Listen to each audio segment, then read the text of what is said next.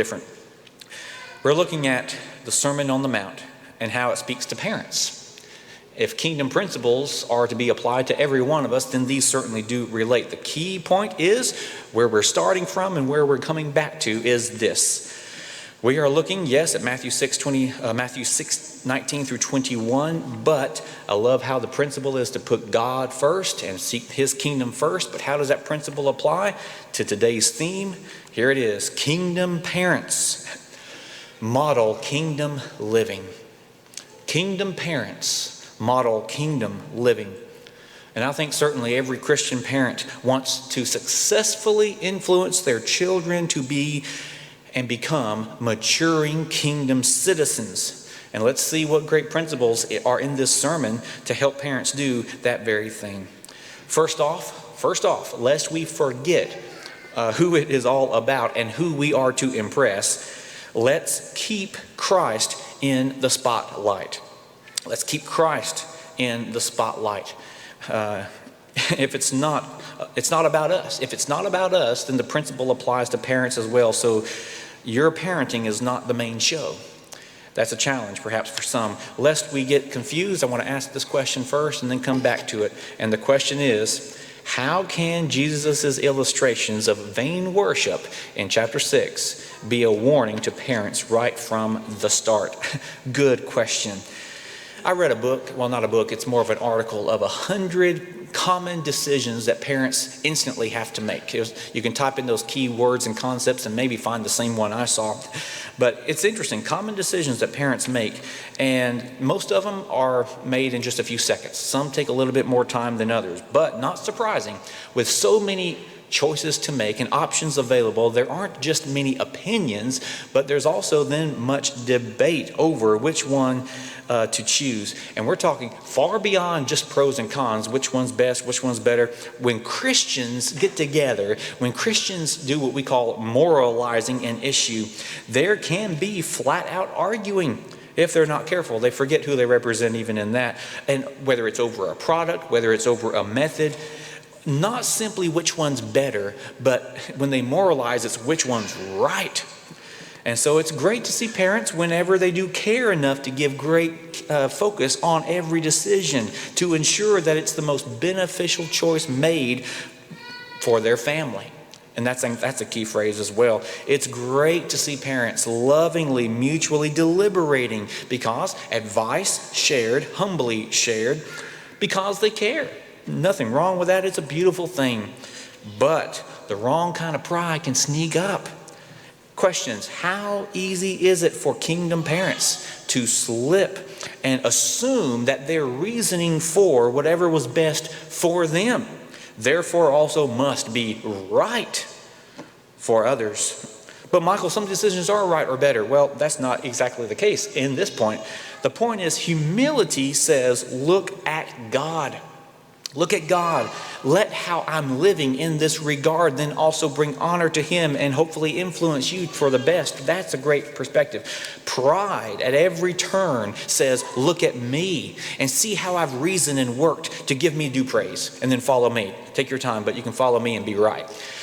Question: is it easy for some parents to let their household leadership be less of a praise to God and more of a competition with others and become a fanfare for themselves?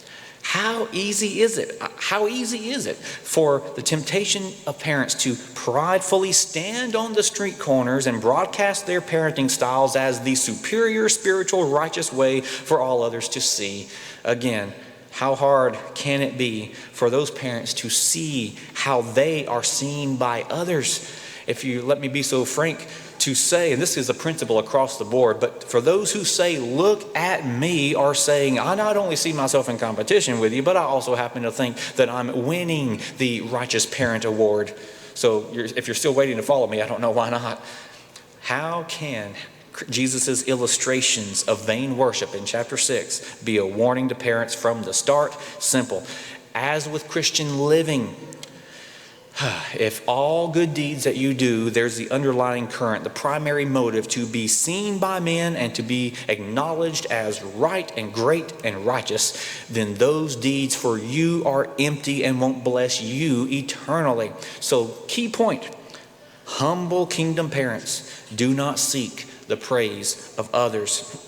But humble kingdom parents certainly want their family's conduct to honor God, so there will be an acknowledgement, a recognition. They will be seen by the good works.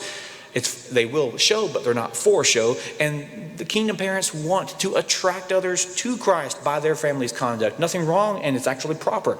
But this is most effectively done, well, we can just stand back and look no matter who you are. We can stand back and see this is effectively done with the key word genuineness. When his righteousness is truly the family's priority.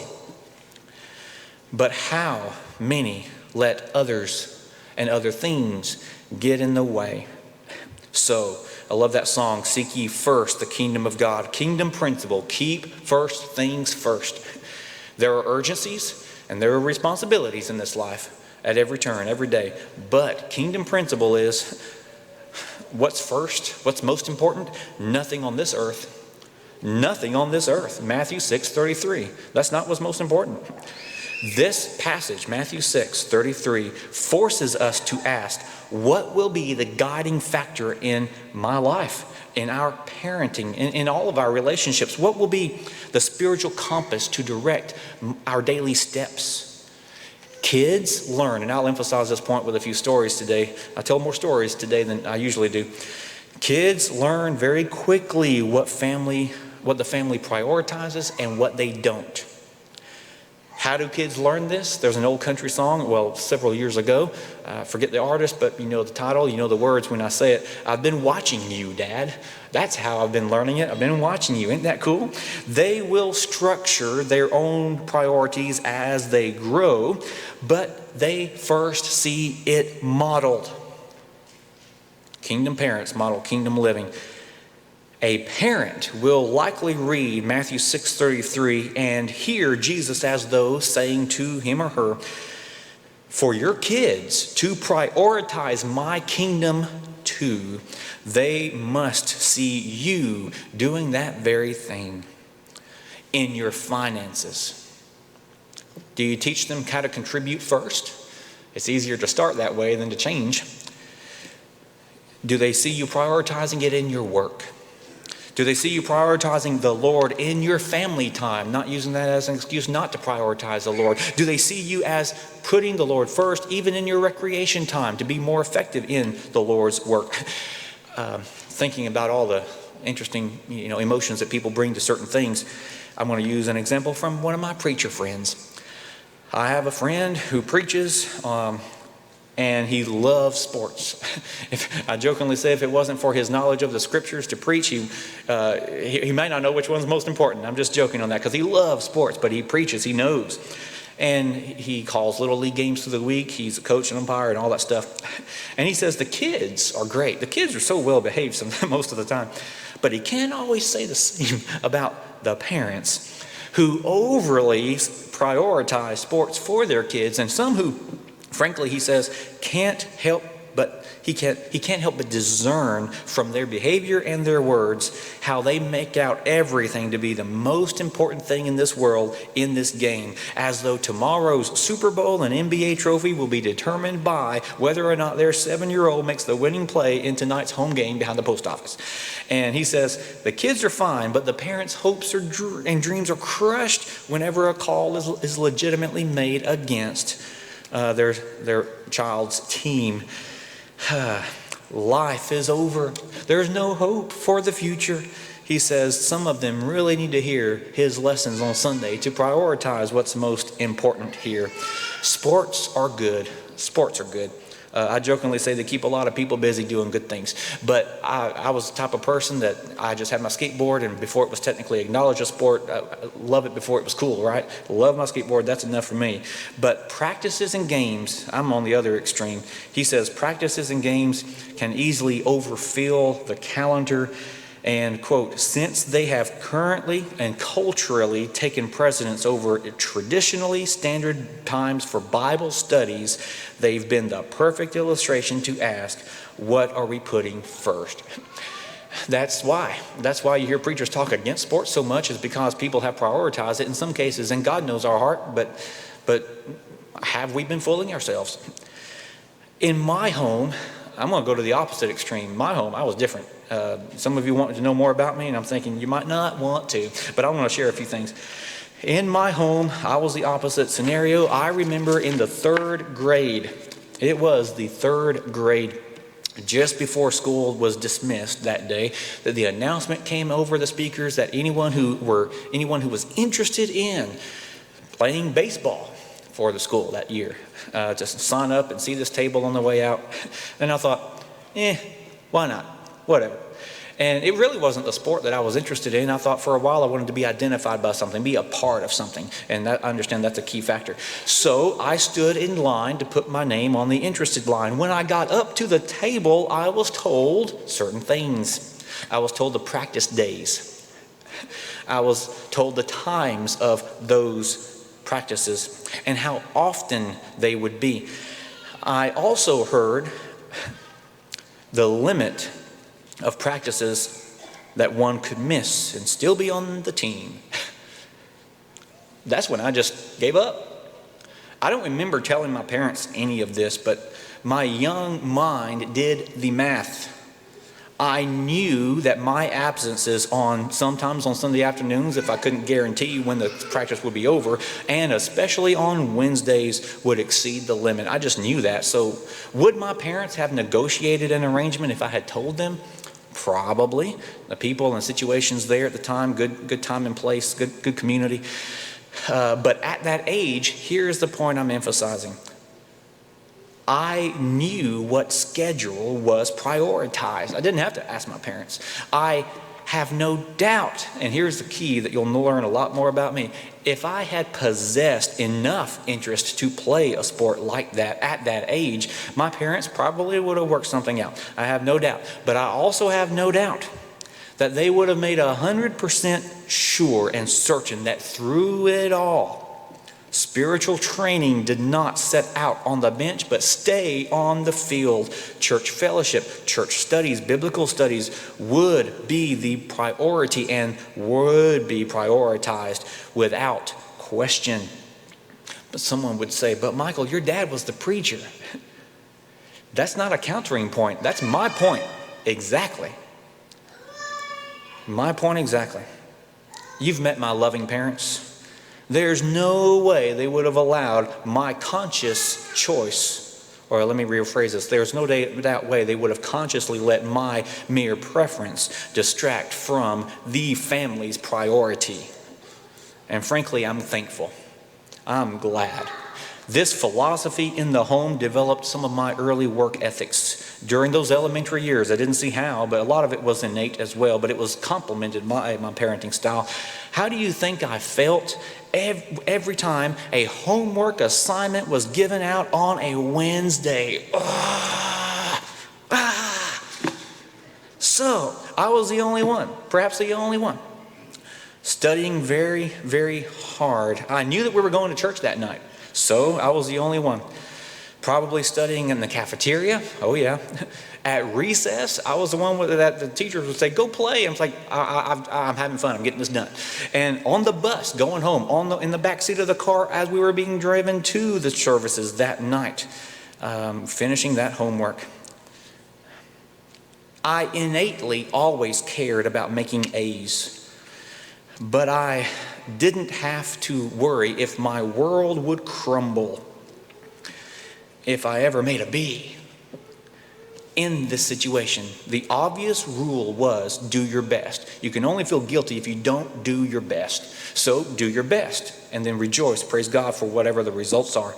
But my youthful mind compared the two important things, and that is, if on Wednesdays my homework just might not get done, then oh well, no problem. Teachers may not share that sentiment, and I know that studies get incrementally more important to your life as you advance, but still, oh well, My, I know this is third grade. My third grade mind here's the key point. I knew at that age that my family is going to Bible class on Wednesdays. How did I know that? I didn't have to ask. I confess a little humor to this though. Even kids learn what they call life hacks. I innately preferred to get everything done so that I could enjoy the rest of my time in peace. No pressure, no tension, no anxiety. And anytime I did have homework, however, I didn't argue too much because if I needed more time, I could stay up later. And do you remember the time of network late night talk shows where the toughest decision to make was whether to watch a Letterman or a Leno's monologue? Don't just miss those days. And if you didn't mind walking across the room to change the channel during commercial break, you better choose wisely. Those were the days. But anyway, we structure our lives around what we know is prioritized and what we preference. Sometimes what we preference is what we prioritize, and it's not the right order of hierarchy. So the model in my home taught me, I think, what is principally the best, what is principalized true. And it's different for everyone, I know, but being the opposite end of the spectrum, that helps you put in a balance point. Most of you are average normal. Obviously, I'm not. But here's the key. If we apply this principally, earthly training is very important. Very important for the great quality of life of everyday living. And we can't teach them everything for that high quality, but thankfully they can learn as they go. But whatever training is most important, that should be prioritized, right? Whatever is most important should be prioritized. Well, what's most important? Eternity training. Most important. Imagine a scenario where all the teaching has resulted in your kids owning the world, having anything and everything that they could possibly dream of, but then dying at the age of 120 outside of Christ. What then? What then? What did all that worldly instruction do to help them in what matters most? Matthew 6:33 is not just a time management rule, it's a governing rule. So Sunday morning worship might be the first item on your itinerary for a Sunday, but is God ruling over your heart's decision in everything that you do every day of every week? Kids need to see kingdom parents prioritizing kingdom principles in all things, seeking God's wisdom at every turn, not human rationalization, God's wisdom at every turn. And in the process of all of this, keep investing in heaven. Honor to parents who do this. It's not easy. Why should we keep investing in heaven? Because earth is passing, eternity is permanent. Able and willing parents who work hard to provide food for their family, high honors. 1 Timothy 5:8, high honors. But highest honors are to those who ensure their kids are well fed on the life-giving bread of Jesus and his truth and love. That is in abundance, and there's no reason that any soul should go hungry as kids see their parents joyously feasting on this abundant supply. They might want their souls to feed on that too.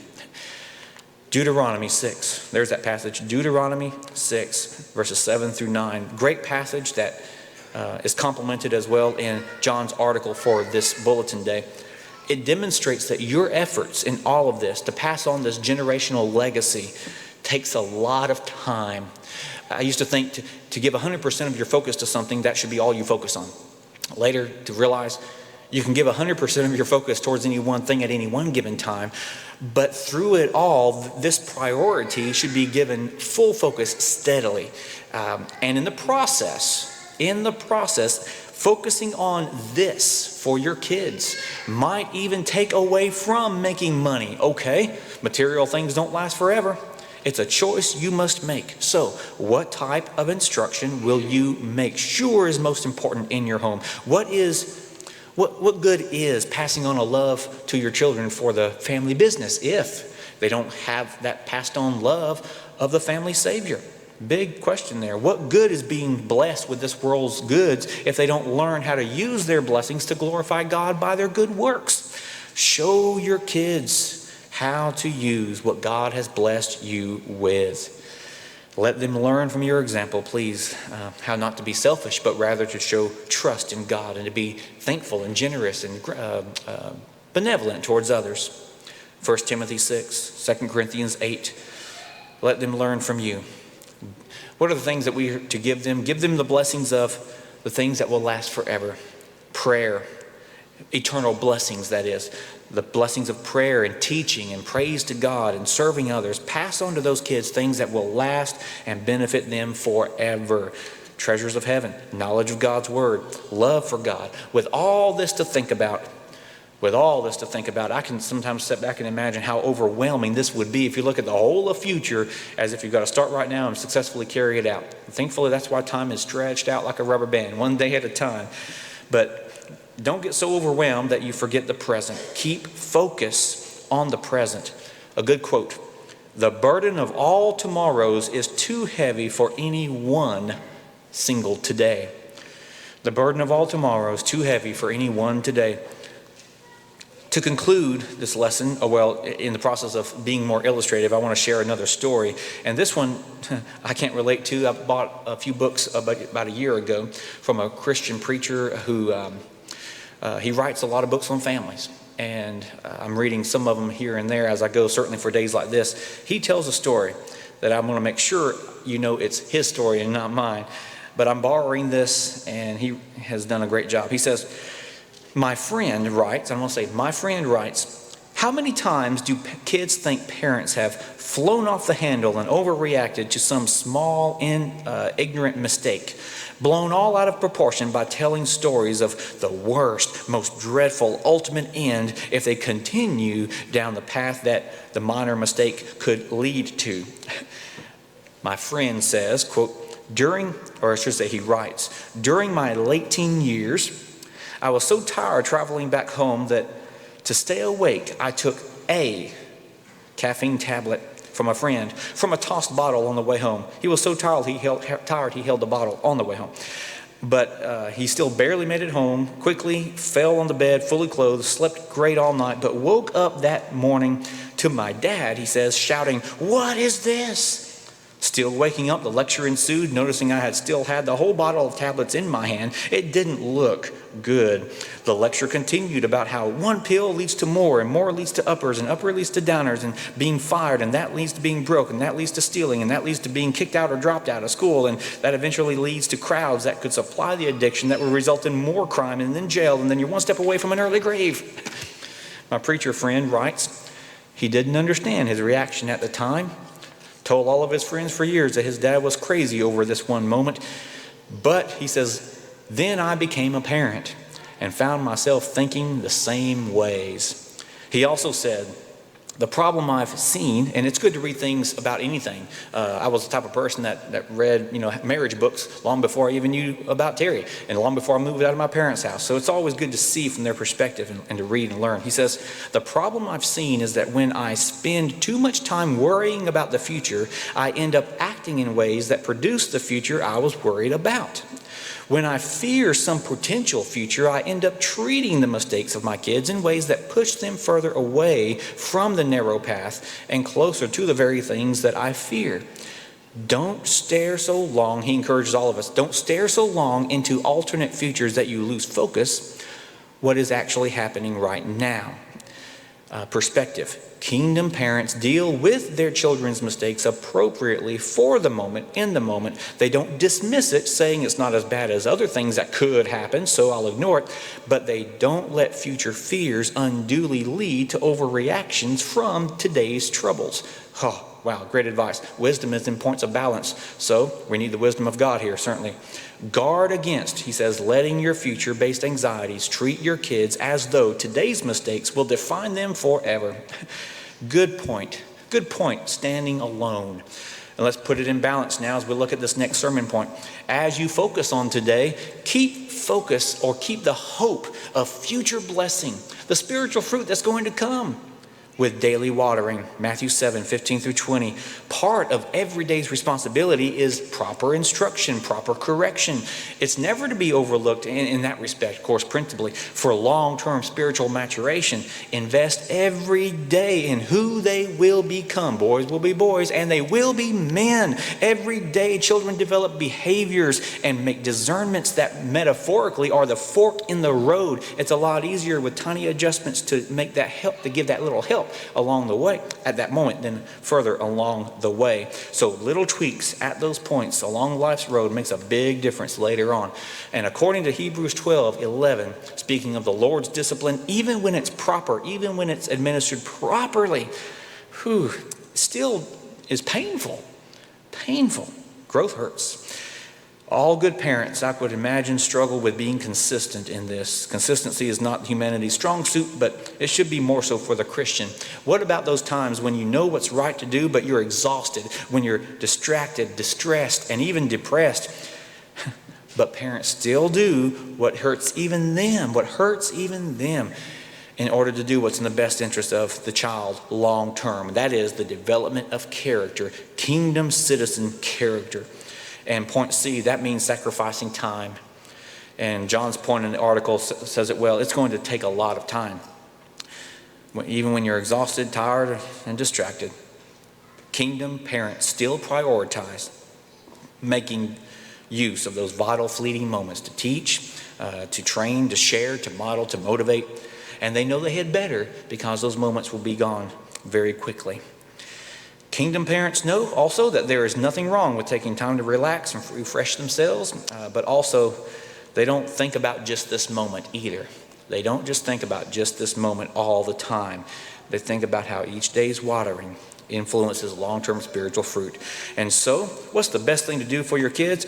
This is interesting. I remember my first English class paper, and it was on something important. I forget what it was, but it was on many factors. And in every paragraph, speaking on each factor, I kept saying the common phrase, the most important thing, the most important thing, the most important thing. And I'm thinking, the teacher asked me, which one's most important? I said, well, it's all important. Well, in writing, it makes a big difference. And in speaking, it does too. I've been thinking, there's so many important things. What's the most important thing? Because if you say this, someone else is going to say, well, this is important too, and that's important too. All of these things that are important, put them in a big bag or a big box. What's the box? What's most important? I kept thinking about Deuteronomy 6. I kept going back to that, pairing it up with Matthew 7, 3 through 5. When parents read this portion of the Sermon on the Mount, I think that they can remember it even more easily, perhaps not more easily, but equally easily, with John Maxwell's quote. And he says this, keep working on yourself first. That's the principle. Keep working on yourself first, because you teach what you know, you reproduce what you are. No wonder we're told to live out the Sermon on the Mount. Not just know it, live it.